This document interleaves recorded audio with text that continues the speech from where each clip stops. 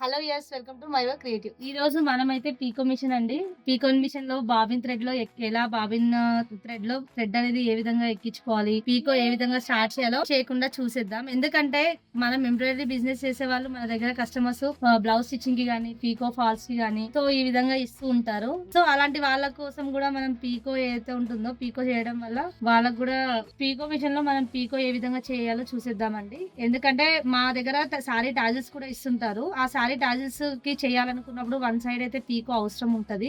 మేము ఇంతకు ముందు బయట ఇచ్చేవాళ్ళము. కానీ బయట ఇస్తే చాలా రిస్క్ అవుతుందండి. ఎళ్లి తీసుకొని రావాలి. ఇంకొక్కోసారి కొంతమంది వర్క్ అయితే నీట్‌గా ఫినిషింగ్ చేసి ఇవ్వట్లేదు. సో, అందుకని చెప్పేసి పీకో మిషన్ అయితే మన దగ్గరే పెట్టుకొని మనం ఎప్పుడు కావాలంటే అప్పుడు అవైలబుల్‌లో మనమైతే స్టిచింగ్ చేసుకుంటున్నాము. సో, దానికి ఏంటంటే నేను ఇప్పుడు ప్రెజెంట్ బాబిన్ థ్రెడ్ అయితే ఎక్కిస్తున్నాను. కొంచెం ఇదిగోండి.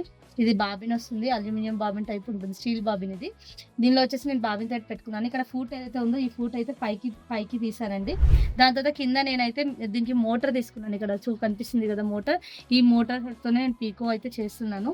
ఇప్పుడు బాబిన్ థ్రెడ్‌లో అయితే ఈ విధంగా థ్రెడ్ అయితే ఎక్కించుకోవాలి. ఇది కొంచెం కిందికి అనేసుకొని చూడండి.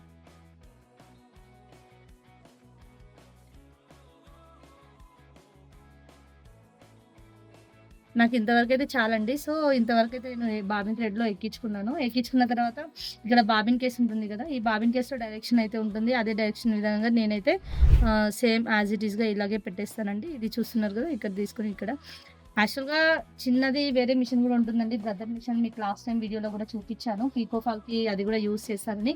కానీ ఫినిషింగ్ వైస్‌గా ఇదైతే మనం వైట్ పీకో అయినా చేయొచ్చు. లేదంటే ఆహ్ వైర్ పీకో చేయొచ్చు. నార్మల్ చేయొచ్చు. ఏదైనా చేయొచ్చు. నీట్‌గా ఉంటుందనమాట. సో, ఇది వాడి అది వాడిన వాళ్ళు తొందరగా కస్టమర్స్ అయితే ఓకే చెయ్యరండి. ఎందుకంటే దీనికి ఫస్ట్ ప్రియారిటీ ఇస్తారు. సో, థ్రెడ్ అయితే ఇక్కడ తీసుకున్నానండి నేను ఆరెంజ్ కలర్.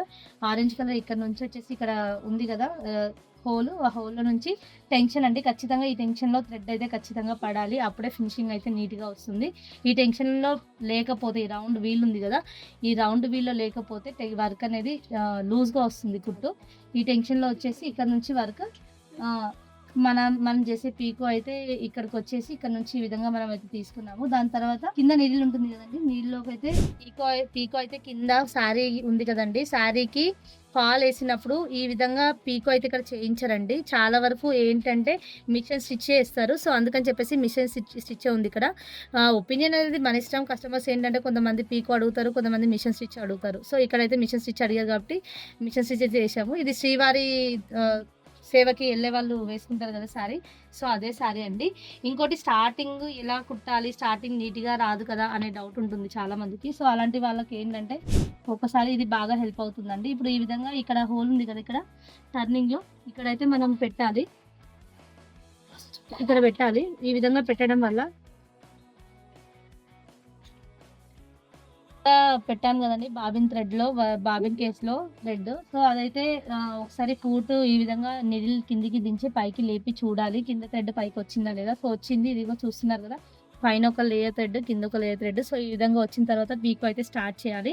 పీకో అయితే స్టార్టింగ్ ఇక్కడ నుంచయితే స్టార్ట్ అవ్వడం కొంచెం కష్టమండి. ఏ విధంగా చూసినా ఇక్కడైతే గ్యాప్ వస్తుంది. సో, ఆ గ్యాప్ లేకుండా ఎలా క్లియర్‌గా ఏసుకోవాలో చూద్దామండి. ఇప్పుడు ఇక్కడ ఇది ఇలా కనిపిస్తుంది గదండీ కర్వ్. ఈ కర్వ్‌లో నుంచి మనం పెట్టే క్లాత్ అయితే ఈ కర్వ్‌లోకెళ్ళాలి. అప్పుడే పీకో అయితే నీట్‌గా కనిపిస్తుంది.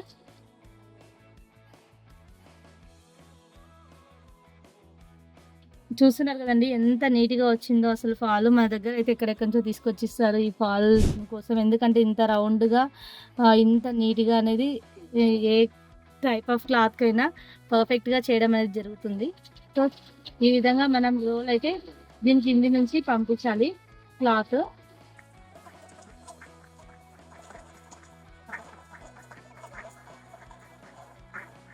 కొన్ని ఫ్యాబ్రిక్స్ జారుతుంటాయండి. సో, అలాంటి జారుతున్న ఫ్యాబ్రిక్ అయితే ఒకసారి మనం బ్యాక్ సైడ్ కొంచెం పట్టుకొని లాగితేనే బెటరు. అప్పుడే ఫినిషింగ్ అనేది నీట్‌గా కనిపిస్తుంది.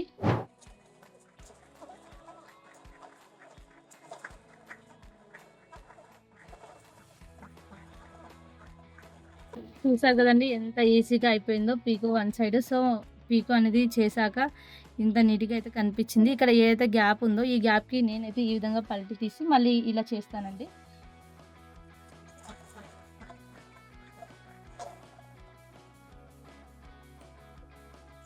సో, ఈ విధంగా చేయడం వల్ల ఇక్కడ పైన గూడా ఏదైతే ఉందో ఇక్కడ గూడా నీట్‌గా అవుతుందండి. ఇక్కడ గాని నీట్‌గా వర్క్ అయితే చేశాము. చూసారు గదా! ఎంత నీట్‌గా వచ్చిందో పీకో అనేది. మీకు హెల్ప్ అవుతుందని అనుకుంటున్నానండి. మన వీడియో గనుక నచ్చినట్లయితే లైక్ చేయండి, షేర్ చేయండి. Thank you.